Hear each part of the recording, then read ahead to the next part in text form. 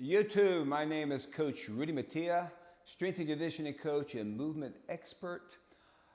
Let me ask you a question. You may not be as consumed with nutrition and fitness information as I have been my entire life, and that's what I do full time for a living, so it's interesting to me.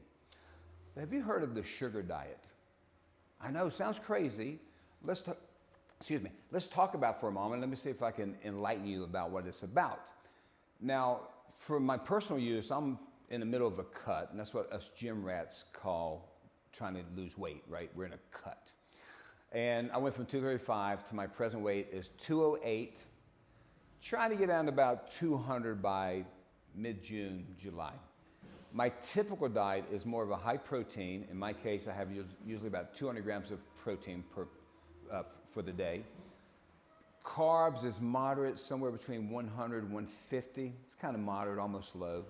My fats is moderate, somewhere around 50 to 70. And that's kind of what I use. And that's how I've been using to cut my body fat down to this weight.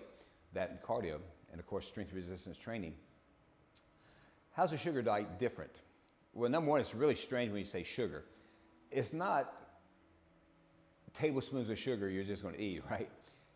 Sugar or carbohydrates. Carbohydrates are converted into sugar and glucose. So sugar is a kind of a, it's a clickbait word because they want sugar, what the hell? But it's high carb diet, which has been used forever. But this is a simple carb diet. Back in the day, I do like complex carbs, sweet potatoes, broccoli, things like that. Those are complex carbs. But the simple carbs, fruit, and what the sugar diet recommends is fruit, honey, maple syrup, even table sugar somewhat. They even talk, some extreme versions talk about Cokes, soft drinks, fruit drinks, and things of that nature. All right, why would this make any sense at all? Well, the caveat is I don't think it makes long-term sense, but I'm not a doctor. I just play one on TV once in a while. But I think in the short term, let's say you got an event, you got a wedding, you want to go to the beach, you want to look really good, but you need to lose 10 pounds in 10 days. I think this would work short term. I'll tell you why, and then I'll come back to why I don't think it should work for you long term. The sugar diet suggests that you do a sugar fast the first half of the day. So the first half of the day, you don't have any you don't have any fat and have no protein. So you're cutting out, to me, that freaks me out. You're cutting out those two major macros, right? So you're going to be in a deficit calorie-wise because how much simple sugars can you eat? A lot, I guess, but we'll talk about that. So you'd have, let's say, the only thing I would probably, now, in transparency, I've been reading about this recently, so this morning I wanted to try it. So instead of having my 6 eggs and my bacon and my 1 slice of sourdough bread, I said, I am going to do the sugar fast. So I had about 40 grams of mixed berries, blackberries, blueberries, raspberries, strawberries. I think that was it. And then, because I just didn't want to eat the fruit by itself, I put another 15 or 20 grams of carbs in yogurt. Now, I know yogurt has a little bit of fat in it, I understand. It has a little tiny bit of protein in it.